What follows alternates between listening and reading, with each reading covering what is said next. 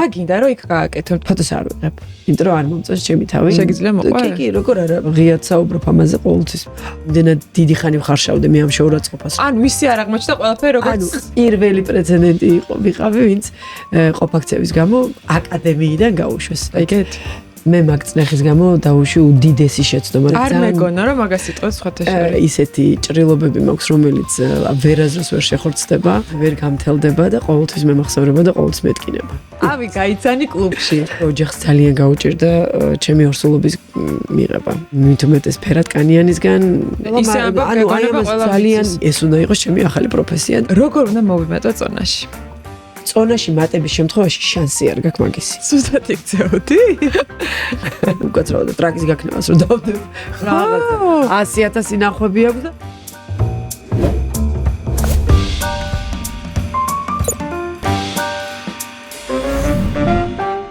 მოგესალმებით.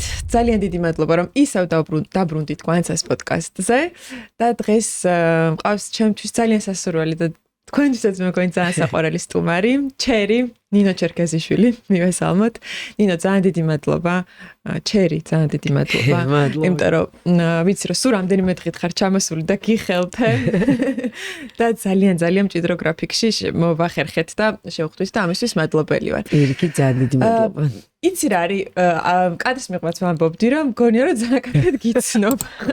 არა და რეალურად სულ თავიდან შემთხვევით ამომივარ და შენი ვიდეო და დაგაფოლოვე და იმის მერე მოყვები რა, იმიტომ რომ საერთოდ აი მე მგონი ჩემნაირი გამომწერები და ფოლოვერები ყველაზე ისეთები არიან ერთგულები და ფოლოვერები ყვებიან ადამიანებს და ძალიან შენიანად ვთვლი თავს. ხარ აუცილებლად. და მე შევხვდით რადიოშიც ეყავი. მე შევხვდით ისევ როგორც რესპონდენტის და ჟურნალისტის ამპლუაში და ეხლა აქ ჩემთან პოდკასტში შენი პოდკასტის მაყურებელიც ვარ. გამოიწერეთ ჩერის სივრცე და გამოიწერეთ გვანცას პოდკასტი, ჯერ თუ არ გამოგიწერიათ. და აუცილებლად დაგვიწერეთ კომენტარებიც და ახლა ვიჭორავებთ რაღაც ბევრ სხვადასხვა თემაზე და თქვენც ჩაერთეთ. და ლაიქებაც არ დაგავიწყეთ. ჩერი, პირველი კითხვა რაც მაქვს, ეხლა უკვე მალე მიფრინავ, ისევ რატომ წახვედი ესპანეთში საცხოვრებლად? რატომ მეც მოკითხოს უწევდა. რატომ გადაწყვიტა ემიგრაცია? ესე იგი, თავიდან, სულ თავიდან რაღაცნაირად ინგლისიდან რომ ჩამოვედი.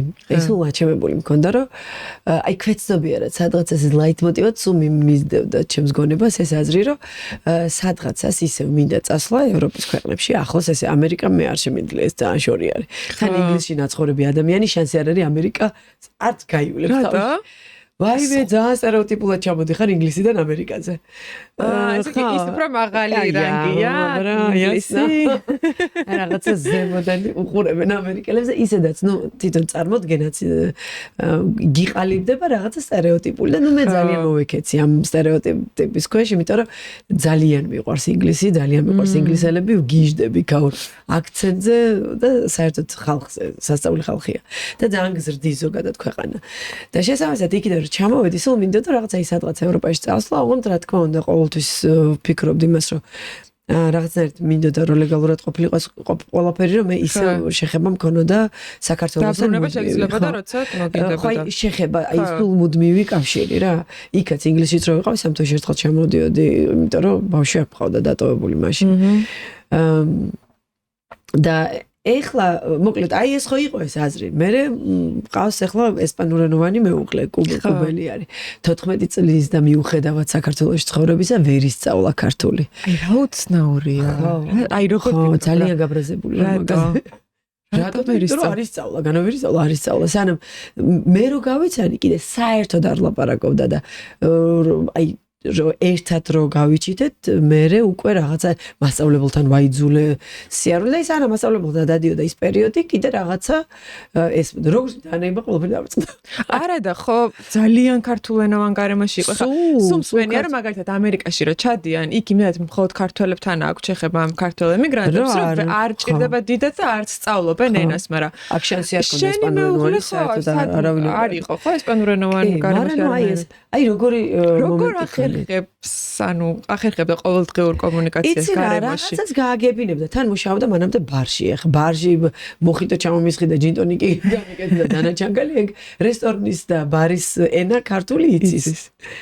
ხო და აი დანარჩენი რო ესე დიალოგი და რაღაცა თავიდან ბავშვი რო გავაჩინე რა დღეში ვიყავ იცი ადიელა გამომიტანე ბავშვი კიდე გამომიტანდა სოსკა თუ როგორ არის ეს მატყუარა კალიასკა ის ყველაფერს გამოახრიგინებდა იმის გარდა და ეს როცა კიდია და უკვე ნერვი რო აღარ გაგდა აი ეგეც რაღაცები გავიარეთ ჩვენ მაგრამ ну აი მეთქი ჩემ შემთხვევაში რომ რადგან აზრი არ აქვს საიდან ვიმუშავებ აქედან ვიმუშავებ თუ იქ თან უკვე ბიზნესიც მაძლევდა ну პრინციპში ჩვენ მეს რაღაცა 3 წლის წინ დავისახე ეს გეგმად როგორც კი გავიგე აი ამ ვიზის არსებობის შესახებ ეს ვიზა არის digital nomad ვიზა მომთაბარეების ვიზას ეძახიან და ანუ ვისთვის არის ვინც მუშაობს ონლაინ მოკლედ რა თქვა თუ ხარ ფრილანსერი და თუ ხარ დამფუძნებელი აჰა და შეგიძლია ანუ შენ ამტკიცებ იმას რომ შენი დისტანციურად წასვლის შემთხვევაში ის კომპანია გადარჩება სადაც კონტრაქტი გაქვს ან სადაც დამფუძნებელი ხარ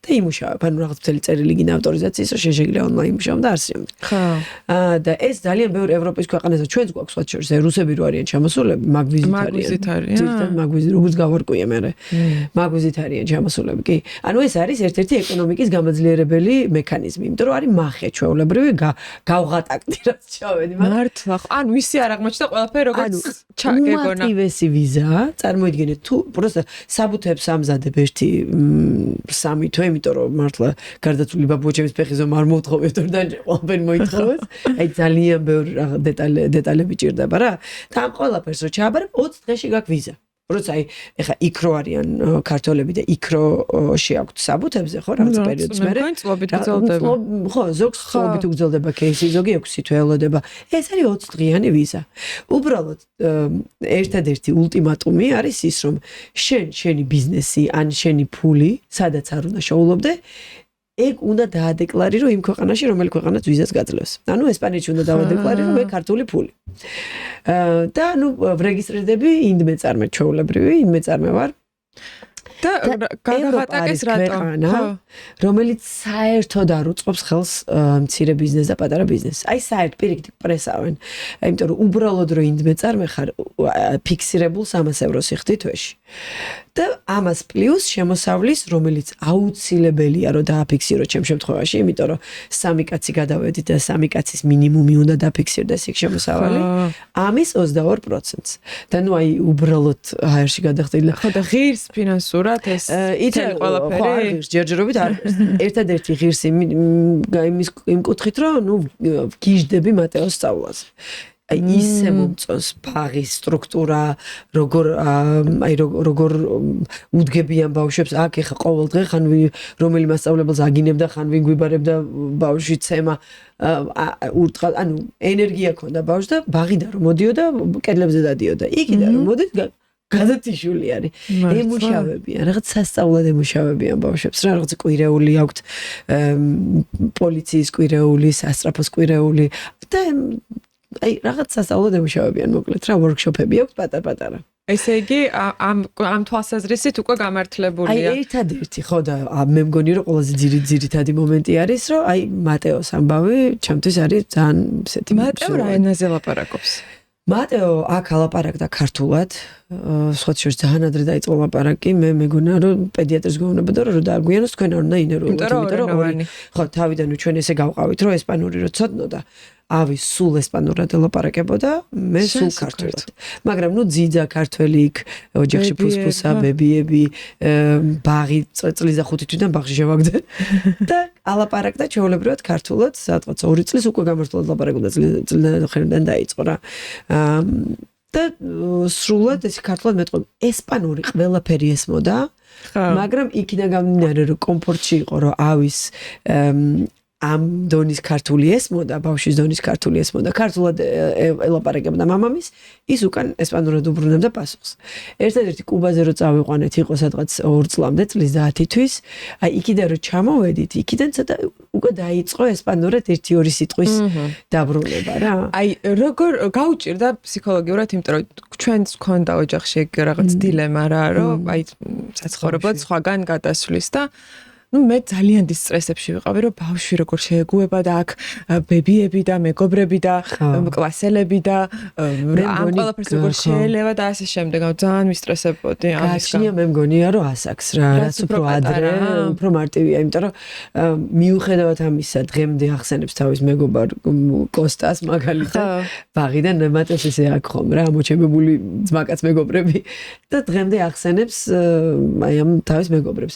თუმცა იქ რო და პირველი 2 დღე იყო ძალიან ზოგადად მე მგონია რომ მატეო ცოტა ადაპტირებადი ტიპი არის რა ის დავუშვათ ბავშვები ჩვენზე მეტად ადაპტირებადი და მატეო კიდე აი დავუშვათ რო ავიღოთ სხვა ბავშვები ან ყველაფერი ინდივიდუალური ესე ვერ გავავრცელებთ რომ სხვა ბავშვი არ იქნება სტრესში აი მატეო მაგალითად მარტო პირველი 2 დღე იყო სტრესში იმიტომ რომ მასწავლებელმა გითხრა რომ დაიღალა იმითიო რომ ვერ გვაგებინებდაო ვერაფერსო თორე ყველაფერი ესმოდა და პირველ 2 დღეს აი 2 კვირაში სრულად ალაპარაკდა ესპანურად. მართლა. აი 2 კვირაც არ დაჭირებია რომ ჩვეულებრივად ძალიან და რუბელებით ისრუტავენ. თან ამას ხო პასიურში ქონდა რაღაცნაირად ეს ენა, იმიტომ რომ მამამისი მუდმივად ესპანურად ელაპარაკებოდა. და შენი რუტინა როგორ შეიცვალა? იმიტომ რომ გონია რომ ხარ ადამიანი რომელიც ძალიან ეს multitasking-ი შენ ცხოვრებაში ძალიან ისე არის. რაღაცა ყველაფერში ჩართული, ყველაფერს აკეთებ იქ მეგობრებთან შეხვედრასაც ასწრებ ასე შემდეგ და ძალიან ბევრი საქმე გაქვს რომელიც დღის განმავლობაში განაწილებული და წახვედი ახლა ესპანეთში და იქ კიდე ხახამშრალი მეგობრების გარეშე კომუნიკაციის გარეშე დაგემატა კიდე რაღაცა ესეთი დიასახლისური რუტინა კიდე პლუს თუ არა ანუ ხო რაღაცა მარტო დარჩით მეტნაკლებად ხო ვიდრე აქ იყავით ერთ-ერთ საიდუმლოს გაგანდობთ ჩემი აი ბავშვობიდან სულ ვიძახდი რომ უნდა მუშაობდე ისე სამსახურში აი ჩემი ბავშვობიდან ფულის გაკეთების პირველი мотиваცია ყოველთვის იყო რომ მე სამზარეულოში და სახში არაფერი არ გავაკეთო ანუ აი ჩაცმა შემიძლია და არაზრუს არ მაცვია ისე რაღაცა ბრენდები და რაღაცაები იმიტომ რომ ვერ ყიდულობები ჩემთან ხელფასი ესეთ მეებში მიდის ხელფასებში მიდის სხვა ადამიანის ხელფასებში რა დაგეხმარონ ამ რაღაცებში ხო მე მყავს დაქირავებული დედები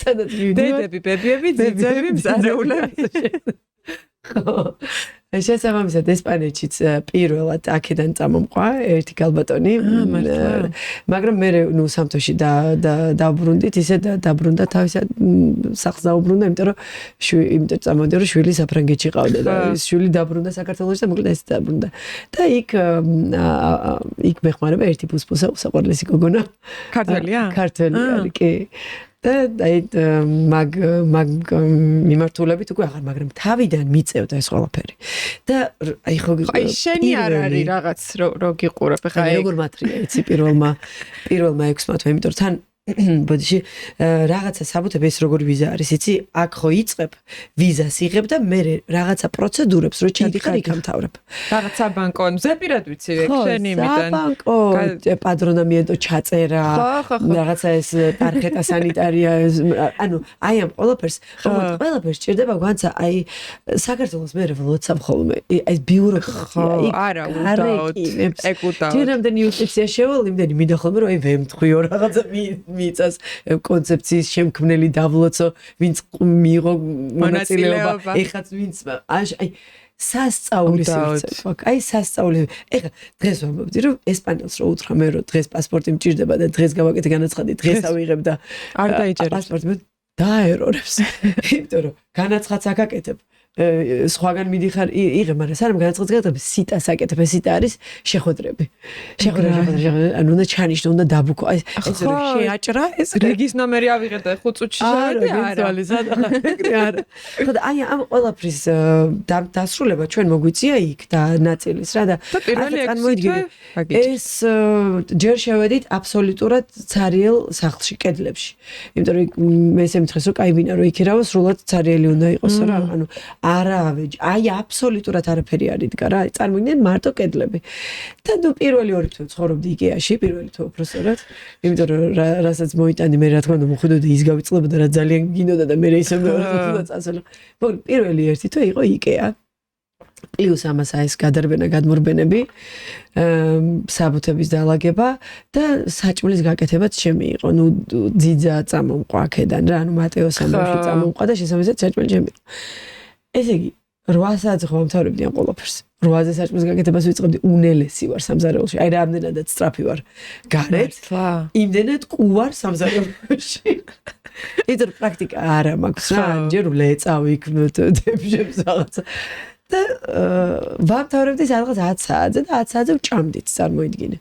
და ნუ ისე დამერია ეს ჩემი რეჟიმი, მე მიყვარს ჩემი რეჟიმი, ვგიჟდებ ჩემ რეჟიმზე და რუტინაზე რა, კვების რეჟიმზე ვგიჟდებ. ყველაფერი დამერია, დამედო ხიპი და ერთადერთი რაც ვაკეთებდი ვარჯიშობდი, მაგრამ ნუ საკმაოდ მომიმატე მე წონაში. კი. აი სტრესის განაცხადი. მე თან ხო რო გშია გადიხარ გამოდიხარ ჭამ, იმიტომ რომ გშია, იმიტომ რომ სრულფასოვან სადილს და მას ვერ ასწრებ რა, ნორმალურად ვერ ჭამ დროულად. კაი, შენი მეუღლე ბედნიერია ამ ყველაფრით? მე მგონი ბედნიერია, ხო, ვერ გაიგებს, რა ვიცი. არ კომუნიცირებთ. არ ლაპარაკობთ ერთმანეთში. არა, როგორ არ ლაპარაკობთ, არა. კი, რომ იკითხია კი, ესპანეთი ურჩევნია რა თქმა უნდა, იმიტომ რომ საუბრობს, მაგრამ საბუთებში აი კუბელები და საბუთები არის ორი აბსოლუტურად განსხვავებული. ანუ ყველაფერი შენი გასაკეთებელი იყო. ანუ თან ერთ წეღანი დაუბრუნდები მეკითხოს რატო წახვედიო, რატო წავედი, იცი? ბოლოს დაჩა რომ გავაკეთეთ, ყველაფერმა ჩემს კიზარზე გადაიერა და კიდევ შევირყია. მახსოვს, ანუ ისიც შენი ყავი პრარაბიც. აი როგორ იყო, იცი? კი, ავიდა ადგება თავზე და აი შეასრულებს სასწაულად ყველაფერს. მაგრამ ორგანიზების ამბავი, იმიტომ რომ ენას ვერ საუბრობდა და ვერ ლაპარაკობდა, მე უნდა გამეკეთებინა რა. ხო, იქ ხო ესპანურად მაინც. ეხა იქ ხო, მაგრამ საბუთებში მაინც ვერ ვერთვება. ანუ საბუთები გასაგებია. აი ხა რო ვეუბნებოდი რომ გადამითარგმნე, თვითონაც ვერ იგებდა რომ გადმოეთარგმნა. საბუთებს ვერ იგებდა. თან ეხა იქ კანონები ისე წერია, მართლა ძალიან ისე უნდა აგიხსნა და ძალიან და მე და ჩემი ChatGPT და დაიწყე ესპანურზე დადიხარ. ეხა დავდივარ ესპანურზე, კი.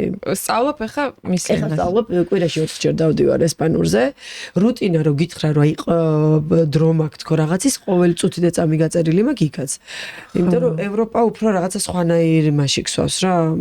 იქ ტემპი ცოტა ისეთი არის და ანუ ყოველი წუთი და წამი მაქვს გაწერილი, ანუ არ მაქვს თავისუფალი დრო.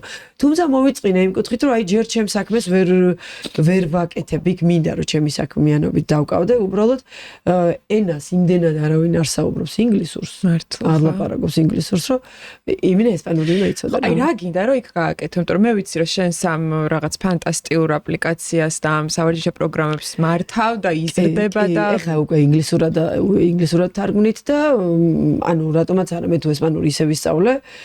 ესპანური არის მეორე სალაპარაკო ენა მე მგონი მსოფლიოში.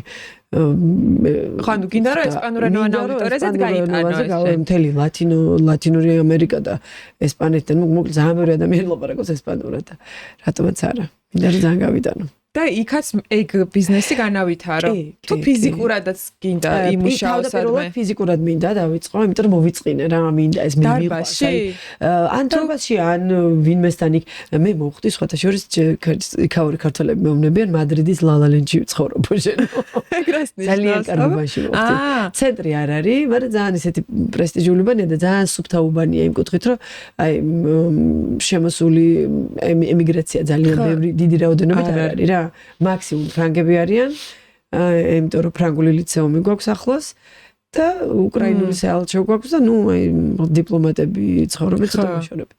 მართალია ცოტა ისეთი ძვირი მიჯდება ცოტა უბანი, მაგრამ აი დაცულობის ამბავში, მატეოს ან ბავშვის ამბავში ძალიან მომწონს, იმიტომ რომ ძალიან მწვანეა და მოკლედ ჩემს იქით ოდნავ ზემოთ ქუჩაზე ესეთ სახლები არის ტენისის კორტები რო აქვს სახლებში. და მინდა რომ ერთგან შევძრებ და ერთგან თუ შევძრები მე უკვე ლაპარაკით ხო იცი word of mouth როგორ არის. რეკომენდაციები და რაღაცა ერთი მეორეს რომ ეტყვის.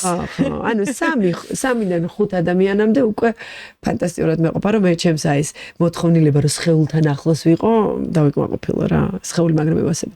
კი და მუშაობა სხეულზე. ისე მართლა ახლა სხეულზე გამახსენდა. როგორ უნდა მოვიმეტო წონაში?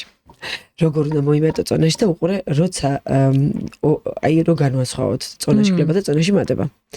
გაცილებით დიდ ძალის მომეჭირდება წონაში მატებას ჯერ ესეთი ეს თქვა. და წონაში დაკლების ტიპებს შეუძლიათ მე სასტიკი წინააღმდეგი ვარ ამისი, მაგრამ შეუძლიათ ვარჯიშის გარეშე გამოძრონ და მხოლოდ კვებით დაიკლონ. ხო, კალორიული დეფიციტი. ხო. წონაში მატების შემთხვევაში შანსი არ გაქვს მაგის. იმიტომ რომ შენ ისედაც ისეთ სწრაფი მეტაბოლიზმი გაქვს, რომ რასაც იღებ, ეგრევე ამუშავებს და გაუშვებს იგი სამხრეთისკენ. ჩრდილოეთისკენ გაუშვათ. რატო მოვიდომ? ხო და შენ ყველა ვარიანტში სხვა ტაქტიკა უნდა აიღო. აბა როგორ უნდა მოატყუო შენი ორგანიზმი, ანუ კუნთი უნდა მოაშიო და კუნთის მოშიება ხდება ვარჯიშით და აი იმ პატარ-პატარა კუნთოვანი ბოჭკოების გახევით და კუნთოვანი ბოჭკო იხება ვარჯიშის დროს. სიმძიმით? ტანის წონით იყოს თავიდან. პრობლემაა, მაგრამ სიმძიმით უფრო სწრაფად მიაღწევ შედეგს. ზოგადად სიმძიმე არ ნიშნავს იმას, რომ ახლა შენ შეხვალ და რაღაც 50 კილოს დაიდებ. ჩემმა გინეკოლოგმა მითხრა, რომ არაწიო ძალიან სიმძიმეებიო, ბევრიო. შენ მაგაზე რას ფიქრობ? აი ეგრე ფიქრობ ბევრი ექიმი, რომ ქალისთვის მახსოვს რომ შენც ქონა ამაზე რაღაც ერთხელ ლაპარაკი, რომ ქალისთვის სიმძიმებით ვარჯიში არ შეიძლება. მე არ ვფიქრობ მაგაზე, გეტყვი რატომ?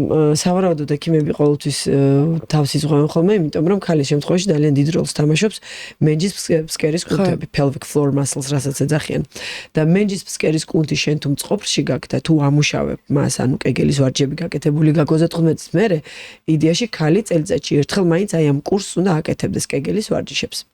რომელიც არის მე არ იცი ახლა ყველა ისე ამბობ გეგონება ყველა ძალიან სულ ყველგან საუბრობ და სამწუხაროდ იმდენად შიდა კუნთების მასაჟს ამბობ ხო მენჯის ფსკერის კუნთები რომელიც მხოლოდ და მხოლოდ სუნთქვით მიწვდები ვერანაირი შტანგით ვერანაირი განტელით და ვერც ტანის წონით ვერ მიწვდებით ნუ შენს აპლიკაციაში ნახავენ ამას კი ნახავენ კეგელის ვარჯიშებს ეს რატო არის მნიშვნელოვანი იმიტომ რომ მენჯის ფსკერის კუნთები და დიაფრაგმით ჩვენ შეგვიძლია შიდა აბდომინალური წნევა ვაკონტროლოთ და შესაბამისად შიდა აბდომინალურ წნევას რო ვაკონტროლებ რაც არ უნდა მძიმე აიღო შენ ამ ორგანოების დაწევის 0 შანსი გაქვს და სავარაუდოდ ექიმები ხო ან მაგით იზღვევენ თავს რომ საშვილოს არ დაიწიოს იქ რაღაც საკურცხე არ დაიწიოს და რაღაცა რომ ეს მაგრამ თუ ამ მენჯის ფსკერის კუნთებს შენი საშვილოს ძალიან გადასარევად უჭირავს არანაირი პრობლემა არ არის რომ სიმძიმე აწიო მაგრამ სიმძიმეს ხო გეუბნები განსა ეგრევე არ წევს სიმძიმეს შენ იწყებ რაღაცა ძალიან დაბალი წონით და მე პროგრესულად ნელ-ნელა ავითარებ იქამდე სადაც შენ გინდა რომ განავითარო ხო მე რაღაცა გავჩერდი რაღაც წონაზე და უკვე სხვადასხვა რაღაცებში ვათამაშებ რა აი დავუშვათ 80 კილოზე რო გავჩერდი მე ხა დედლიფტზე 80 კილოს 5 ჯერ რო გავაკეთებ დავუშვათ 80 კილო რო არ მინდა გავზარდო მე დავუშვათ ნელა დავწევ ამ 5 ჯერ ან 8 ჯერ შეცვლი ან წონას დავაკლებ და 8 ჯერ გავაკეთებ და ანუ აი ესე ვითამაშებ რა არა აუცილებელი რომ უეჭველი ძალიან უნდა გაზარდო გასაგებია მეორე ვარიანტი ბოდიში გაგაწყვეტინე მეორე რატომაც ცდილობენ რომ ეს აკრძალონ და დაუშალონ არის ანდროგენულ უბრალოდ კაცის ჰორმონს ასტიმულირებს მძიმე წონებით ვარჯიში არა ეგ არ თქვით შემთთვის მაგრამ საინტერესო საკურცხებზე ესე უმნებიან ხოლმე რომ შენ რადგან უფრო ქალური ჰორმონები ეს არის დათრგუნული და არ არის გაუცლებელი რომ დათრგუნული იყოს ზოგ შემთხვევაში საერთოდ არ არის დათრგუნული ქალური ჰორმონები უბრალოდ პოლიკისტოზური ჩანართებით არის ბავშვი დაბადებული ამ დაბადებიან ხო მაგ შემთხვევაშიც არ არის ანუ ჩემი ნათქვამი არ არის ეს ძალიან დიდ მას უსმენ ხოლმე სპორტულ მეცნიერებს ასე ვთქვათ რომლებიც ქალების მიმართულებით მუშაობენ და ქალები იყავთ კვლევაში და ანუ მან ნაგულისხმები არის vigorous არ ვიცი აი ძალიან ინტენსიური, ძალიან აგრესიული წონებით ვარჯიში, როდესაც აი ხალი რო გამოწა, ეგ წარღო რო გამოვარდნილი აქვს და გიჟისა თვალები რო აქვს. ნუ აი ეგეთი ოკეი. თუ მთელი შენი სავარჯიშო პრაქტიკა ეგეთი ვარჯიშებია, რომელსაც ხალი ფიზიკურად ვერ გაუძლებს. 15-ის მერე მით უმეტეს მის ნერვული სისტემა და ნუ სადღაცას დაუსტუკებს. აი ხოლოდ კარგი და კვებაზე აი მეუბნები ჭამე და მოიმატებ. არა, ვერ მოიმატებ ჭამით, ხო გეუბნები. კარგად, ანუ კი, მაგას გეუბნები, ვერ მოიმატებ, იმიტომ რომ შენი მეტაბოლიზმი არის სუპერ სწრაფი. მეუბნებია რომ აი იმაზე მეტი კალორია უნდა მიიღო, ვიდრე იღებ. მაინც აიღებს და წაიღებს. არ გადაამუშავებს მაინც ისე რომ არ შეგერი მაგიტო გეუბნები რომ შენს ტაქტიკა უნდა შეცვალო რომ მოაშიო შენი სხეული უკვე რაღაცა კი ყოველთვის რაცა ვარჯიშობ და რაღაც ინტენსიური ხასიათი აქვს და დროში გახანგრძლივებულია იმ 3 კილოს ვიღებ რა მე ფიზიკურად ვერ ანუ ისიც რომ იმიტომ რომ წყდება რესურსს ხო, ანუ არ ეთყობა ამ სხეულსაც არ აქვს რესურსი. არა აქვს რესურსი, უბრალოდ ის ვარჯიში სადღაცას წყდება. ეს ვარჯიში ხო არ არის ესე 2 დღიანი, 3 დღიანი. ჩვენ დღევანდელობაში ვარჯიში შენ უნდა გაგზავნე მთელი ცხოვრება და შენ როგორია რომ 1 წელიწადში ფორმაში ხარ, ან მოიმატე. 2 წელიწადში კიდევ უფრო სხვანაირი ფორმაში ხარ, 3 წელიწადში კიდევ უფრო სხვანაირი ფორმაში ხარ და ანუ ეს კუნთი კუნთოვანი ბოჭკოები გროვდება და ანუ შეიძლება 5 წელიწადში მიაღწიო იმას, რაც შენ გეგონა რომ 3 თვეში მიაღწევდი. აი ესე გახანგრძლივებულ წრილში უნდა. აი, ეხლა მაინტერესებს ესეთი რაღაცა. აი, სულ მგონია, რომ შენ და შენაირი ტიპები, რომლებსაც აი ხალხი შემოყურებთ, იმიტომ რომ თქვენ თვითონ ხართ აი ამ ცხოვრების წესის, ასე ვთქვათ, გამტარებლები, ძალიან დიდი წნეხი გაქვთ თქვენ თავზე რა. და ეხლა რო თქვი, რომ იქ რო წავედიო, მოვიმეტეო ხიპი და მედო და რაღაცა, ანუ მაინტერესებს მაგ წნეხს როგორ უმკლავდები, იმიტომ რომ მე მაგალითად აი მეც ხო მაქვს ეგ რაღაცა ტიპის წნეხი, ხო? ვთქვათ, საზოგადოების მხრიდან თუ გამომწერების მხრიდან თუ რაც არის და ძალიან ხშირად მაგ ჩავარდნები ამაზე რა და მე ამას განვიცდი. კი. აი რა რთულია. მე მაგ წნეხის გამო დავუშვი უდიდესი შეცდომა, რასაც ხვებს ვასწავლი, აი ცოტა უკნიდან მომყვები მაგას. ახალი დამშობერები რო ვიყავი, ხო ყველა ელოდებოდა რომ აბა ჩერი როდის ჩადგება ფორმაში და გამადიდებლებით მიკროფონი გამიდა. გამადიდებლებით და სადმე ამაზე ბასეინზე რომ მოხვდები და რო გრძნობ რომ აი ცელულიც რო გითვლიან 1-2-3 ესე რო გიყურებ. ძალიან რთული იყო და მაგიტომაც 3 თვეზე ისეთი დატვირთვა მივეცი სხეულს, რამაც გამოიწვია წელის ქრონიკული ტკივილი. ანუ მე თუ არ ვარჯიშობ, საშინელ ტკივილში ვარ. კი, და დაგრჩა იმის მერე. იმიტომ რომ მენჯის ისეთი ასიმეტრია წავიდა, როცა მენჯის ფსკერის კუნთები მზად არ იყო ამ დატვირთვისთვის. დღეში 3 ჯერ ვარჯიშობდი. ანუ ამ დატვირთვისთვის მზად არ იყო. კიდე იმ 2 კვირის მერე რო 10 დღის მერე რო ჩამოვედი იმ 3 დღიანი ვარჯიშის მერე, კიდე გავაგრძელე, ვამატე და არ ამოვასუნთქე. პლუს ამას მე დეკრეტი არასდროს არ მქონია, ანუ ეგრევე სამსახურში გავედი. ანუ ეს ყველაფერი, ამ ყველაფერმა იმოქმედა ჩემს მენჯ-ბარძაყის სტრუქტურაზე, ისე რომ ისეთი ასიმეტრია წავიდა, რომ ხერხემალი სკოლიოზში წავიდა. ნუ ამაზე ძალიან ბევრი მიმუშავე და გავასწორე, მაგრამ ყოველშაბათში აი მაგ წნეხის გამო იყო ზუსტად აი ეს ამხელა შეცდომა, რომ დავუშვი, რასაც სხვებს ვეუბნები, რომ მშობიარობა იმ ხელა ფიზიოლოგიური მოვლენაა და ისეთი რთული, რომ ჩვენ დრო უნდა მივცეთ სხეულს. ეხლა რაც შეეხება განგრძობითად მოქმედებს ჩემზე რა თქმა უნდა ეგ წნეხი არის და სადა ისახება, იცი სადა ვაკვირდი ჩემ თავს, რომ ჩავსკროლავ ჩემს ტელეფონს, ფოტო არ მაქვს. ფოტოს არ ვიღებ. იმიტომ რომ არ მომწონს ჩემი თავი, იქიდან გამომდინარე, რომ წნეხში ვარ. უბრალოდ ბოდიში, ჩემი თავი კი არ მომწონს. არ მაქვს ეგ მომენტი რა, არასდროს არ მაქვს ხოლმე რომ აი ჩემი თავი არ მომწონს რაღაცა, მაგრამ აი სხეული რომ დავანახო, ხო, მირჩევნია ვიდეოში ვიყო და მოძრაობაში ვიყო, იმიტომ რომ უფრო თავისუფლად ვარ ამ ვიდეოში და ეს დაპაუზებული არ არის რომ კონცენტრაცია და ეს კონცენტრირებული იყოს ადამიანი დაუშვათ სხეულზე. ვიდრე იმაზე არ მეგონა რომ მაგას იტყვის სხვათა შორის. იცი რა, მაგრამ მუშაობ ეს არც მეტყობა, არც უბრალოდ აი რო გითხრა რომ აი ძალიან მოქმედებს ხო აი ერთადერთი მაგაში აისახება რაც გავაანალიზე და რო დავუსვი ჩემ თავს კითხვა რატომ არ მაქვს ფოტო მაგამდე მივედი რო კრიტიკულად უყურებ მაინც შენ სხეულს კი მიუხედავად იმისა, რომ ძალიან მუშაობ მე ამაზე, რომ პირიქით სხვასაც უთხრა, რომ იცი რა არის გარემოებიდან გამომდინარე იმუშავე შენ სხეულზე. რა გარემოება გაქვს იმ მომენტში, რა ვითარება გაქვს ცხოვრებაში, რა სტრესი გაქვს, როგორ უმკლავდები ამ სტრესს, როგორ ამენეჯმენტი, იმიტომ რომ სტრესი ძალიან ბევრი რაღაც არის დამოკიდებული. როგორ უმკლავდები და პლუს კვებას როგორ ახერხებ. რანაირ რეჟიმით იკვებები. ანუ ყველა ძალიან ინდივიდუალურები ვართ. ძალიან ინდივიდუალურები ვართ ერთი აგებულებით და ფიზიოლოგიურად და პლუს ინდივიდუალური გარემო გვაქვს ყველას და ყველას ჩვენი ცხოვრება გვაქვს, ხო? ვის რა სტრესი აქვს, ხო? სუბიექტურად ხო ყველა სტრესი ძალიან მძიმე და მტკივნეულია და შესაბამისად ისე უნდა იმოქმედოს როგორც გრძნობს ის.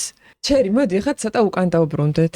მეტი და საერთოდ ის წარმატების ისტორიები ძალიან ბევრ ადამიანს აინტერესებს ხოლმე და შემე ერთგულმა გამომწერებმა კი იციან, მაგრამ ახლა გამომწერები ვინც გვიყურებენ იმათთვის. მე ვიცი რა შენ ბანკირი იყავი ერთი სიტყვით რო ვთქვათ, ბანკის თანამშრომელი იყავი და სრულიად ამოაყირავე შენი ცხოვრება და დაიწყე საქმე, რომელიც ერთ-ერთმა პირველმა დაიწყე პრინციპში ჩვენთან, ხო? საქართველოში. მოგვიყევი ეგ როგორ მოხდა? ესე იგი, ბანკში მუშაობდი 11 წელი. და ნუ ბოლოს ისე მოხდა, რომ წამოვედი. გამომიშვეს. ხო. თუმცა ეგეც დაგეგმილი იყო, იცი? ანუ ისე დავგეგმე, რომ გამოვეშვი. შენ თვითონ კენი ეგ შენ თვითონ შეუყვეთე სამყაროს შეუყვეთე სამყაროს შეუყვეთე როგორ მე ვიქცეოდი ისე რომ გამოვეშვი რა ჩემი ბანკის მთელი ბანკის ისტორიაში მთელი 11 წელი იყო ჩემთვის სულ აღმასვლა აი სულ 2 წელიწადში ერთხელ 2 წელიწად ნახევარში ერთხელ გამოდიოდა ისე რომ პროფესიას ვიცვლიდე და ოღონდ იმავე ბანკში წინაურდება. სალაროდან დავიწყე და დავამთავრე ბიზნეს გაყოფილებაში, retail უფროსი ბიზნეს გაყიდვები არა. ანუ ვაიმე ღერთო retail business development ქართულად როგორ არის retail business განვითარების დეპარტამენტის უფრო სპეციალისტი ვიყავი სადაც კურირებდი 15 ფილიალს თუ კი რაიმე ახალი ინერგებოდა ჩვენთან retail-ის მიმართულებით ჩვენი განყოფილება ამუშავებდა შესაბამისად ჩვენ ქონდა პროექტები გადანაწილებული კონცეპტუალურად ჩვენ ვამუშავებდით და მე უკვე ინერგებოდა კი ანუ senior management-ში ვიყავი ანუ middle management-ში აღარ ვიყავი უკვე სალაროდან senior management-ში წავედი თუმცა აი ამ ხნის განმავლობაში მე მქონდა ერთი უშუალებელი ფეილი თვითონ ბანკშივე შეგიძლია მოყვა კი როგორ არა ანუ უკვე ღიად საუბრობ ამაზე ყოველთვის პრინციპში აკადემია ქონდა ჩვენს ბანკს მაკედონიაში და გერმანიაში და შესაბამისად middle management-იდან და senior management-იდან ძალიან აქტიურად უშვებდნენ ადამიანებს იმიტომ რომ ეს იყო უფრო დაკვირვების მომენტი ვიდრე რაღაცა ცოდნის გაზიარების ან რა თქმა უნდა ცოდნასაც იმაღლებდი და უფრო ზოგად თვალსაჩინოს იზრდიდი მაგრამ ყოველთვის დაკვირვების მომენტიც იყო რა და მოკლედ ყოფაქცევის გამო სუსტად იქცეოდი ყოფაქცევის გამო გამიშეს ანუ იქ იყო ახლა 24 საათიანი კამერების რეჟიმი იყო რა თან მე ეს ხდებოდა მაკედონიიდან გამომიშეს მაგრამ გერმანიაში ავირწყი ეს იმიჯი რომ ეს რაღაცა party girl და რა ხოდა ანუ გერმანიის მერე უკვე მაკედონია აღარ მაპატიეს და ანუ წვეულებების იცი რა ერთადერთხელ იყო ჩემს ოთახში გავაკეთე გერმანიაში ხალხი შეუკრიბა და იქიდან გამდინარე რომ მაშინ გერმანიაში სასტუმროში იყო ჩვენი აკადემია მოკლედ ვიღაცამ გვიჩივლა რა და მე უკვე მაკედონიაში სხვათა შორის მაშინ ამ აკადემიის მენეჯერმა მითხრა რომ შენ სოციალური ლიდერი ხარო და მით კომპლიმენტს მეუბნება და რას მიშვებს ეს კალი ვერ გავიგე. თუმცა ძალიან უარყოფით ჭრილში უთქვია რომ ეს სოციალური ლიდერი თუმცა დუქტა დიქტატურაში. და ანუ სხვა ვიყოლიებო და ანუ მე ეს 20 რა ვიცი რამდენი წელი ვიყავი 35-ის ქვემოთ ვიყავი იმიტომ რომ დაჟე 33-ის ქვემოთ. აი 28-დან 33 წლამდე რა 32 წლამდე მაგ პერიოდში. რომ ეს ბავშვი იყოლიებს 35-40 წლის მენეჯერებს და ღამე ათენებებს არა.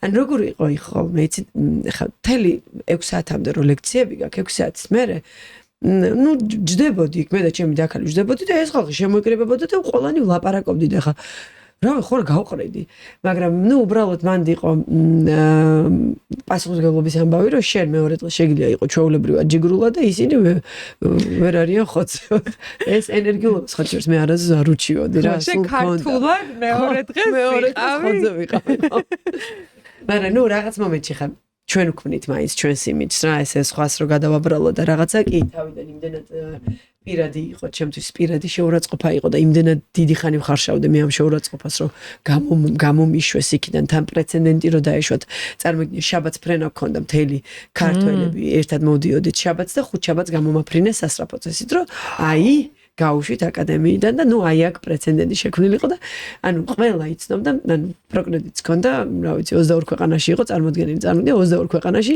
ნინო იცოდნენ ვინ იყო იმიტომ რომ პირველი პრეცედენტი იყო ვიყავი ვინც ყოფაქცევის გამო აკადემიიდან გაუშვეს იყო ხოლმე როგორც იქიდან ცუდი ფიდბექი მოდიოდა და ბანკში უშვებდნენ ადამიანს რა ანუ მე იქიდან გამომიშვეს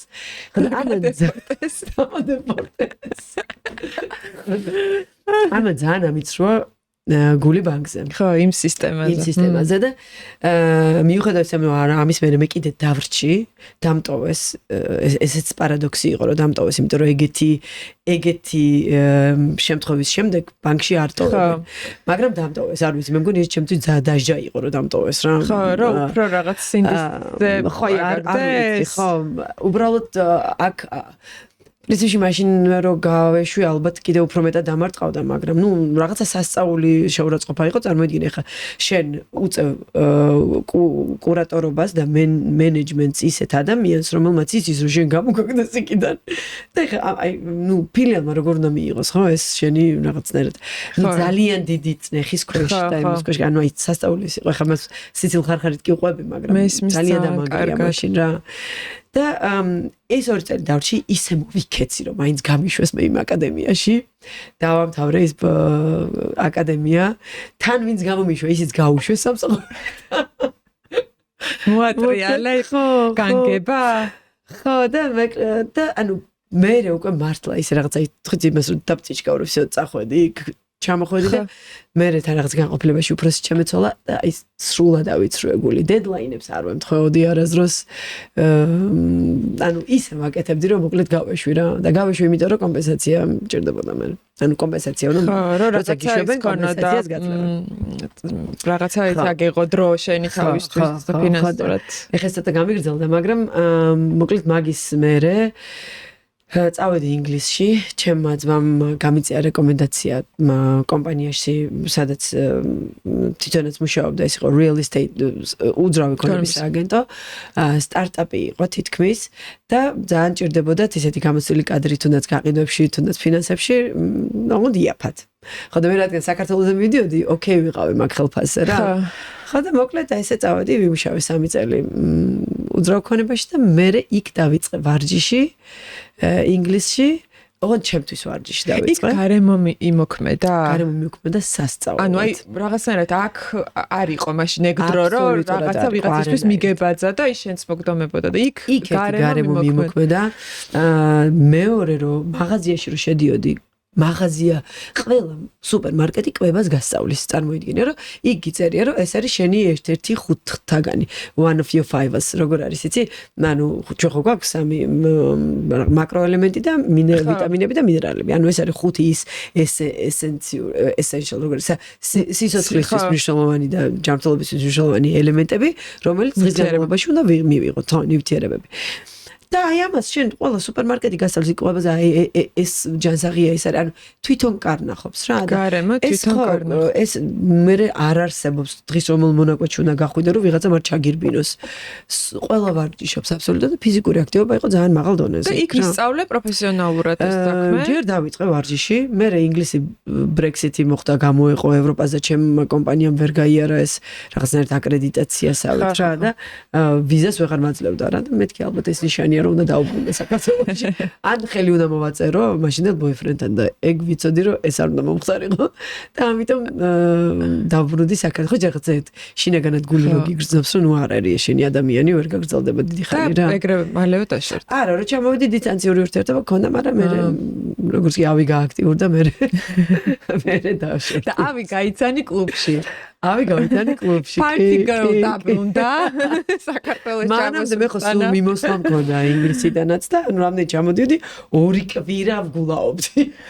და 2 კვირის მე რომ ორი კვირა ჩამოდიოდი მივდიოდი ესე აქ რა. და გაიცანი ავი. ხო, ავი გავიცანი იმ კლუბში, სადაც მე ძალიან ლოიალური ადამიანი ვარ, ეს ადგილებზე რა. ელცენტროზე არა, ხო. მაშინ თან ძალიან კარგი იყო. ყოველი პარასკევის შაბათი აუცილებლად იქ ვიყავი ხოლმე. ხო, და მე ერთ პერიოდში ვარ მუშაობდი, ვაფშე 4 შაბათიდან იქ ვიყავი. ინგლისიდან რომ ჩამოვედი და აქაც საოფისე სამსახურს ვეძებდი და არ გამოვიდა და თან მე უკვე ვარჯიში მქონდა დაწყებული და აქ ხედავდი იმ პერიოდში ტრენერები სად იყვნენ, მეთქი ეს უნდა იყოს ჩემი ახალი პროფესია და მე ისე დავბრუნდი ლონდონში, ავიღე ეს სერტიფიკატი, დიპლომი უბრალოდ და მე ჩამოვიტანა ეს პროფესია. და პროფესია რო შეიცვალე, ფიქრობდი რომ გათხოვდებოდი? არც მაგას ფიქრობდი რომ გავთხოვდებოდი და არც ხო პროფესია რომ ესე კარგად წავიდა და მაგასაც კი მქონდა გათვლები, მაგრამ ესე რომ კარგად იხულებდა არ ვიცოდი. და ასე თვალსა და ხელშუა გაგისერიოზულდა ურთიერთობა? ყველა კაცი მისერიოზულებს ურთიერთობაში. არა და ყველა ურთიერთობა შემიძლია თამამად თქვა რომ ყველა ურთიერთობა მაგ არასერიოზულად დაწყებული. და ყველა მისერიოზულებს. არა და სერიოზულად ვისაც უნდა ურთიერთობის დაწყობა, იმას არ უსერიოზულად. კარგი დასაყრდენი ხარეთ ხომა. ხო. ურთიერთობაში და ცხოვრებაში. მე როგორ მიიღო ეს შენმა ოჯახმა აქ საქართველოში? ოჯახმა თავიდან სანამ არასერიოზული იყო, გადასარევად იღებდნენ, მაგრამ მე როგორც კი გასერიოზულდა, აი მე ძალიან მანდაც ცოტა ისეთი დიდი ომები და ბრძოლები მაგ გადატანილი. მოკლედ, ჩემი ცხოვრება ბოლო 5 წელი ალბათ არ ამომისუნთქია სტრესისგან. შეიძლება ითქვას.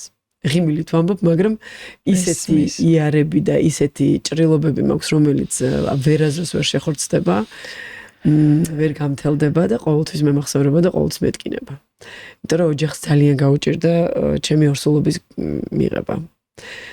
მithumetes ფერატკანიანისგან და მithumetes მოკლედ ძალიან გაუჭირდა რა.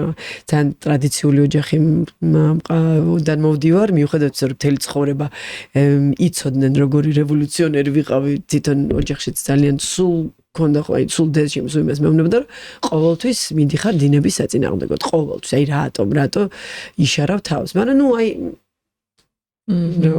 დინების მიმართულებით უინტერესო იყო ჩემთვის მაგრამ აი ამ მოკლედ ეს დუხპრატივერიჩი როგორ აქასილოს წინააღმდეგობის ბრივი სული. ხო, წინააღმდეგობის სურვილმა ყოველთვის რაღაცა აი აქამდე მიმიყვანა, რომ ჩემი იარები მე გამოვიწვი ფაქტიურად რა, ჩემი ტრაუმა. შენვე მოიშუშე და აი ვერ გეტყვი რომ მოშებულია, იმიტომ რომ მაინც მტკივნეულად მახსენდება.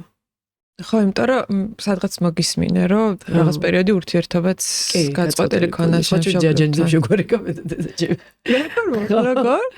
ჯაჯანძებ შეგვარიგა ჯაჯანძებ დამპატიჟა რადიოში და ნუ მაშინ ეს იყო ჩემი პირველი ესე ან ეთერში კი არა რაღაცა ცნობ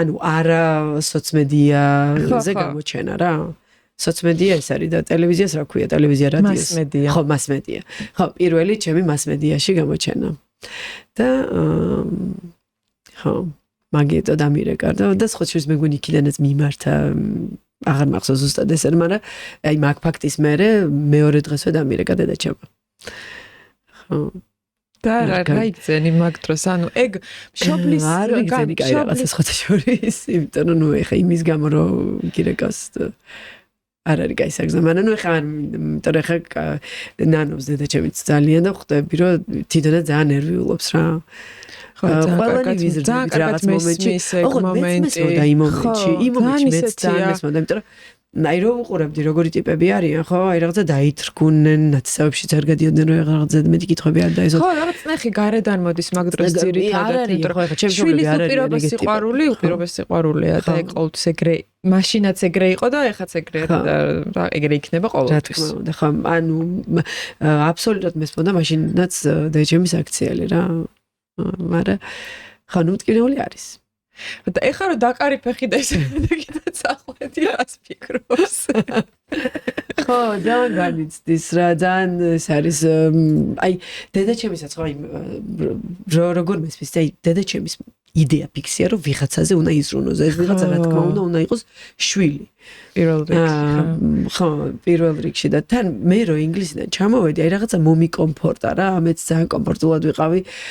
მეთქი ნელ-ნელა შევაგროვებ ფულს, ნელ-ნელა ვიყიდი ბინ, აი რა მეჩქარება, იმიტომ რომ დედაჩემი მიulis, მაჭოს ისეთი ნუტრიციოლოგი დადგა დედაჩემისგან, ისე მიბზადებდა ხოლმე დილას ერთ ხურჯინ იმას რაღაცა მეებს რა ქვია, კონტეინერებს ერთხელ ხოჩერს მანქანაზე ავარია მომივიდა და მარშრუტკით მიწევდა სიარული რუსავი და თბილისში და ანუ ორი კაცისას ვიხდით, იმიტომ დიდი ხუთი დავდივოდი. დილას რა გეჭამა? ანუ გვიან 11-ზე ჩავდიოდი ხოლმე და ანუ აი რაღაცა ძალიან მივლიდა რა და უცებ გამოვეცალე ხელიდან და მოკლედ ძალიან ალბათ იეჭვიანა კიდევაც. შეიძლება. ხო, ალბათ რა ხელიდან გამოეცალე სავით. ეხაც რო წავედი, არც მაგაზე არ ქონდა რა თქმა უნდა კაი რეაქცია, რომ აი სად მიდიხარ და რა გინდა ეხა იქ და რაღაცა. კარგი, ეხა მინდა მომიყვე მოკლედ შენს უფროს ბიჭზე, იმ დღეს თორებში რო ამბობდი. ეს წვერებიანი ბიჭი, ეს წვერებიანი კაცი ჩემი შვილია. ხო, კობიკო არის მე მგონი ჩემი პირველი გულშემატკივარი და პირველი გვერდში მდგომი ადამიანი. აი ხო ჩვენს ყველაზე მათ აი მაშინ ეს ორსულობის ამბავი რო იყო, ჩემი შვილი დავიდგა გვერდით. და ჩემ შულთან ერთად ვიჯექით და ეს პლუს მინუსებს წერდით რომ ანუ მართლა ვფიქრობდი რაღაც მომენტში რომ გამიჩინე თუ არა რა. ხო, იმიტომ რომ იყო ეს წნეხი და ამასაც ძალიან ანუ ამ ფიქრებსაც ძალიან ნანობ მე, იმიტომ რომ ვიცი რომ ესეც ნაყოფზე ეს ფიქრებიც კი აისახება რაღაც მომენტში. ხო და ანუ მაინც ზუსტად კობიკო იყო, ვისაც პირველი უთხარი ბათუმში ვიყავით მაშინ ორივენი და ესე დავჭიქით და ერთად პლუსები, მინუსები ჩამოწერეთ და შენ როგორც ვიფიქრობ და რაღაცა და აუ ეგ რაღაცა ძალიან გულისამაჩუყებელი სცენა წარმოვიდგინე ახლა.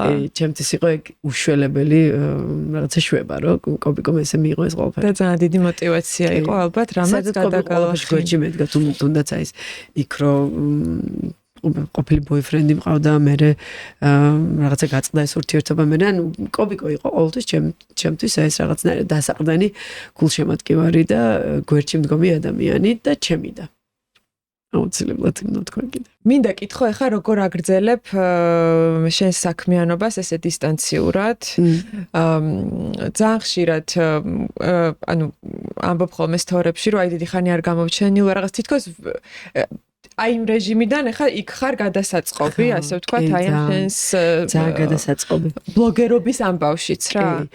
ისედაც მე მგონია რომ რაღაცა სულით ხორცამდე ბლოგერი მთლად არ ვარ. მე უფრო მიყვარს აი ინფორმაციის გაზიარება, იმიტომ რომ აიცი რა დამეკარგა. არ ვარ, მე მგონი ხო არც მე. ხო, აი რა დამეკარგა, იცი ადრე ერთი პერიოდი იმდენად ბევრი იყო სალაპარაკო სანამ აი ცნობადობა ავწიეთ. ახლა ანუ ძალიან ბევრი ვიმუშავა. აი თამამად შემიძლია ვთქვა რომ ჩემი ბლოგიდან მართლა ძალიან ბევრი ვიმუშავა რომ აი ცნობადობა ფიზიკურ აქტივობაზე, ვარჯიშზე სწორი ხედვაკვებაზე, რაღაცა ჯანსაღი დამოკიდებულება ამ ყველაფერზე, ხო? აი ძალიან ყოველ შემთხვევაში ჩემ გამომწერებში ხო ძალიან ავამაღლეს ცნობადობა რა. გეთახმები აბსოლუტურად ეგრე არის. ამაში ნუ ძალიან დიდი ძალისხმევა დამჭირდა და ამაზე ძალიან ბევრი იყო ხოლმე სალაპარაკო. და ეხა რაღაცნაირად ხო, აი ადრე რომ აი რაღაცას რომ შევხედავდი, კონტენტს ვხედავდი რა, რომ აი ამქიდან კონტენტს გავაკეთებ, გადავიღო აუცილებლად. ეხა ეგ მომენტი დამეკარგა რაღაცნაირად და არ ვიცი, იმიტომ რომ იმდენი რაღაცა დამეყარა თავზე, რომ აი ეს რაღაცა უკანა პლანზე გადაიწია თუ უბრალოდ არ ვარ ეს სულით ხორცამდე ბლოგერი, რომ აი მართლა რასაც უყურებენ წლების განმავლობაში, აი ხა რაღაც ფარდაში ხედავენ და ამაში კონტენტს ხედავენ, აი ეგ მომენტი ცოტა დამეკარგა რა. ხო, მაგრამ ისედაც რა არის, იცი, აი რაღაც დაინახავ კონტენტს, ჩაიფიქრებ, იქ სცენარს გაწერ, გადაიღებ, დამონტაჟებ, ხმას დაადებ რაღაცა, დადებ არაფერი და მე რაღაც მანქანაში ჩართავ ვიდეოს და უცებ აიჭორ გავარდნილია რა. ნუ ისედაც ეგ ძალიან საწყენია, იმიტომ რომ ხა მე მაინტერესებს ჩემი თემა, მე კი ვგულავ ხოლმე და რაღაცა, მაგრამ იმ ერთი უკაცრავად და ტრაკის გაქნევას რომ დავდებ რაღაცა 100,000 ნახვები აქვს და იმას რომ ველაპარაკები რომ მენჯის ფხეს მოუჭირე და ვაგინალურ ვაგინა გააძლიერე. ზუსტად არ უყურებს. ხო და ეგ რა ფენომენია. აი მეც ვარ დაკვირვებული, რომ როგორც კი არ ვიცი, აბაზანის სარკესთან დავდებ ამის და უკან ჩანს ჩემი კაფელის მონაკვეთი, ის აინტერესებს და იქ შეაჭყიტო, ვიდრე ის რომ თქვათ მე რაღაცა მაღალ მატერიებზე რაღაც კონტენტს მას ვიზამ რა ქვია. ან თუნდაც პოდკასტის ჭრილშიც ხო ეხა ამაზეც მინდა ძალიან ვილაპარაკოთ, იმიტომ რომ YouTube-ს შენც შეეჭიდე რა და მართლა შეჭიდება არის. იმიტომ რომ ძალიან საინტერესო ბაზარია დამეთანხმები, მაგრამ აი YouTube-ის ძალიან რაღაცა სხვანაირი მაყურებლის მობმართულია. როგორ ფიქრობ? ძალიან რთული არის მით უმეტეს ეხა Instagram-ზე მაინც მგონია რომ უფრო მეტი ფიტნეს მიმდევარი არის YouTube-ზე ჩემ თემაზე. რა ხალხია YouTube-ზე? ვინ არის? რა გითხრა? მართლა ვინ ხართ მეგობრებო გითხარით რომ არ ვიცი, იმიტომ რომ ჩემ თემაზე რო საუბრობ, არ არის იმდენი ნახვა, აი 1200 ნახვა ქონდა, აი რამდენი რჩევა გავეცი, აი ახალი წლის რაღაც გეგმებთან დაკავშირებით როგორ უნდა ეს ჩვევები როგორ უნდა გააკეთონ, ან ზოგადად მითები, შემოსული შეკითხვები Instagram-ზე, შემოსული შეკითხვები მე YouTube-ზე, იმიტომ რომ რა თქმა უნდა YouTube-ის ადამიანსაც აინტერესებს ალბათ, ხო? იგივე შეკითხვა. გვარიკოზულ ვენებზე, იქ ხერხემალზე, როგორ აი უამრავი ეპიზოდი ჩავწერე ჩემ თემაზე. 1200, 3000 ვერ გაცდა. და როგორც კი საჭირო თემები ქალი და კაცის ურთიერთობას შევეხეთ, იქ ჩემი ძმა ვასაუბრე როგორც ემიგრანტი და მე და ჩემი ძმის დამოკიდებულება. ან მაგება დაწერეს ნახვა. მე მგონი დრო უნდა იცი, უბრალოდ YouTube-ს უფრო მეტი დრო სჭირდება, რომ აი ეს ლოიალური გამომწერები შეაგროვა და თქვა როგორც Instagram-ზე გატრენდდა თავის დროზე თუნდაც აი ეს კონკრეტული მიმართულებები და კონკრეტულ მიმართულებებზე აედევნა ხალხი ბლოგერებს, ანუ ისე მოხდება ალბათ აქაც. შეიძლება არ არის გამორიცხული. იმიტომ რომ მე მაინც გონია რომ YouTube-ზე აი სანამ მაგალითად მე შემოვიდოდი რაღაცა უფრო გასართობი, ძირთად კაცები იყვნენ კონტენტის მკეთებლები და რაღაც გეიმინგი და აი ეს პრენკები და აი ეს მიმართულება იყო რაღაცა ექსტრემი და ასე შემდეგ და პოდკასტი სხვა არის, ეს YouTuber-ობა არ არის, პოდკასტი კიდე სხვა არის. ჩვენი მიმართულება ეხლა და ეხლა კრებს ასე ვთქვათ მაყურებელს და მგონია რომ ნელ-ნელა მაყურებელი მიხვდება იმედი. სად არის ასე ვთქვათ ძალიან საინტერესო მე მაგალითად, იმიტომ არა რომ მე თვითონ ვაკეთებ პოდკასტს, უკვე დამოკიდებული გავხდი პოდკასტებზე. მეც ეს ქართულ სივრცეს ახლა უკვე ძალიან აქტიურად უყურებ. კი, ქართულ სივრცესაც და ისედაც რა. და ახლა ქართულ სივრცეს უყურებ. ბევრი საინტერესო კონტენტია მეგობრებო ქართულ YouTube-ში და ძალიან მეამაყება ნამდვილად. და არ ვიცი, შენ სრულიად სხვა სეგმენტი გაქვს, მე სრულიად სხვა სეგმენტი მაქვს და მე შემიძლია თამამად ვთქვა, რომ აი რაღაცა გარკვეული სეგმენტის ქალები მოვიყვანე ამ პოდკასტში და YouTube-ზე და ეს ნელ-ნელა უკვე ძალიან ესეთი გახდება რა. მე მგონია რომ კიდე მე შემოვიდი ძალიან დაბალი ბიუჯეტით YouTube-ზე, იმიტომ რომ ჩემი დან გადავწყვიტე დაფინანსება, ანუ სპონსორებზე დიდად ესე ძალისხმევა არ გაგვიღია. და ეხლა ბოლოს მივხვდით რომ იქ თიზერი არ მაქვს იქ რაღაცეებში არ გავიღეთ ახლა რა. შესაბამისად ანუ სოციმედია დავშოთ ცალკე არ მყავს იქ ჩვენი ძალებით ვაკეთებთ მე და ჩემი ერთი თანამშრომელი, მისი ენთუზიაზმი იყო, რომელსაც დავშოთ გამოცდილება არ აქვს ახლა მონტაჟებში და რაღაცეებში. და აი ჩვენით იმას ქვენით რა, და მე იქ დრო არ მაქვს, ნინაზე გადავიდე ყველაფერი, ნინასაც ახლა გამოცდილება არ აქვს და აი მოკლედ რაღაცა თითქოს მე მით შემოვედით ხო რა, უბრალოდ რომ აი ჭია და მე კმაყოფილებინა, რომელიც მაწუხებდა ძალიან დიდი ხნის განმავლობაში და ახლა უფრო მგონია რომ ცოტა სერიოზულად უნდა მოვეკიდო უფრო მეტად რა. კი, იმიტომ რომ ეს სასარგებლო კონტენტი, რასაც ჩვენ ვცდილობთ რომ გავაკეთოთ თქვენთვის ძალიან გვინდა რომ გავრცელდეს მაქსიმალურად, ამიტომ არის ხოლმე რომ სულ გთხოვთ რომ გავრცელოთ, გადაუგზავნოთ მეგობრებს, დააკომენტაროთ, გამოიწეროთ, იმიტომ რომ რეალურად გაჯერდეს ეს სივრცეც უფრო ესეთი ჯანსაღი, სწორი, ინფორმატიული მიმართულებებით, გადაცემებით და პოდკასტებით რა. ისედაც აი რა მომიტეცე, მე მაგალითად მენანება აი ადამიანური რესურსი, ადამიანის ტვინი რომ მოცდეს რაღაცა აი ორწამიან სკროლვაში. ჩემი ტვინიც ცდება რა სულელი ხა მე იმას კი არ მე თუ ანგელოზი ვარ და არ სკროლავ კი არა ზუსტად ის სიცარიელები რაც გამიჩნდა მადრიდში იმიტომ რომ აი უშველებელი უსკროლი არის როცა კომუნიკაციის ისეთი დეფიციტი გაქვს როგორიც არის ახლა აი მეგობარი არ ყავს ახალ სივრცეში ხარ ენას ინგლისური არავის არ ესმის შენ იმას ენას ალაპარაკ ძალიან გამიჭირდა რა და აი სიცარიელები რომ გამიჩნდა ძილის კომპენსაციას ვაკეთებდი, რაც ვერაზუს ვერ წარმოვიდგენდი და სკროლავდი, წარმოიდგინე, მაგრამ ჩემი ტვინიც ძალიან მენანებოდა, იმიტომ რომ დეგრადირებას აშკარად დეგრადაციაში მიდის. აშკარად. იქ მახსოვრობის პრობლემა გაქვს, იქ აი, რატო როცა შეგიძლია ის რა თემაც გაინტერესებს და უკვე ყველანაირი თემა შეგიძლია ქართულ სივრცეშიც ქართულად იპოვო, ხო? აი მაგ თემას სრულად უყურო ყოველგვარი კონტექსტიდან ამოგდების და ამოჭრის გარეშე. ყველანაირი კითხვით და აი ყველანაირი ცნობის მოყვარე ადამიანის დაკმაყოფილებით ასე ვთქვათ. ჩერი ძალიან დიდი მადლობა. პირიქით. ძალიან სასიამოვნო იყო შენთან საუბარი მიუხედავად იმისა რომ გითხარი თავიდან რომ თითქოს შენი ამბები ყველაფერი ძალიან ასე კარგად მეგონა რომ ვიცოდი, მაინც ძალიან სასიამოვნო იყო და მინდა რომ გააგრძელო პოდკასტი აუცილებლად გააგრძელე და მე ვიქნები შენი გამომწერი ერთგულად და მომწონს და კიდევ ერთხელ მოგიწოდებთ რომ გამოგვიწეროთ. მადლობა. ეხლა უკვე ცოტა შეგაწყვეტინე ბოლოსკენ სიტყვა, მაგრამ აი რაღაცა თითქოს მეც ვერ ვითარდები როგორც წამყვანი რა, ვერ უბრალოდ გამოსლებას ვერ ვიღებ, იმიტომ რომ ჩამოვდივარ ორ თვეში ერთხელ ამ ერთი კვირის განმავლობაში უნდა მივაყარო. და მე ის რა დაუშვათ რა გაცნობიერებაც მომივიდა როგორც წამყვანს, ხო? მე მოვიწყო, იმიტომ რომ ორი თვე მივიდივარ ისე. ხო, ჩერი, მე თითქმის 20 წლიანი განმავლობა მაქვს წამყვანობის, მაგრამ აქ რასაც ვაკეთებ, ეს სხვა რაღაც ყოფილა და მეც აბსოლუტურად ფაქტობრივად თავიდან ვსწავლობ ბევრ რაღაცას, ასე რომ ეგ პროცესიც ძალიან მიყვარს. და ძალიან მიყვარს, რომ გვიყურებთ და გვიკომენტარებთ და ძალიან დიდი მადლობა ამისთვის. არ დამავიწყდეს, ეს ყველა არ გვიტევს აქ. მინდა რომ აირჩიო, რომელი წიგნიც გინდა და გჩუქნით.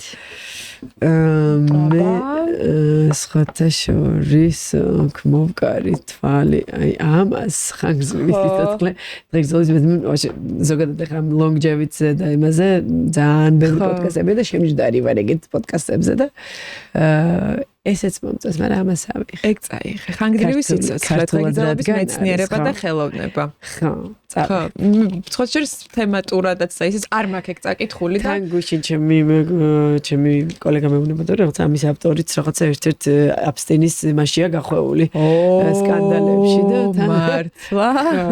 ხო, და ნახოთ ერთი რა ხდება. აი მან ეგ ის ხო არ არის რომ ამბობენ რომ რაღაცა ბავშვების ბავშვებიდან სიხსიხებდნენ. არა, ამას რაღაცა მიწერილი აქვს, იმეილი აქვს მიწერილი, შეთავაზება, ოღონდ ეს შეთავაზება ცოტა ისეთი არის რა.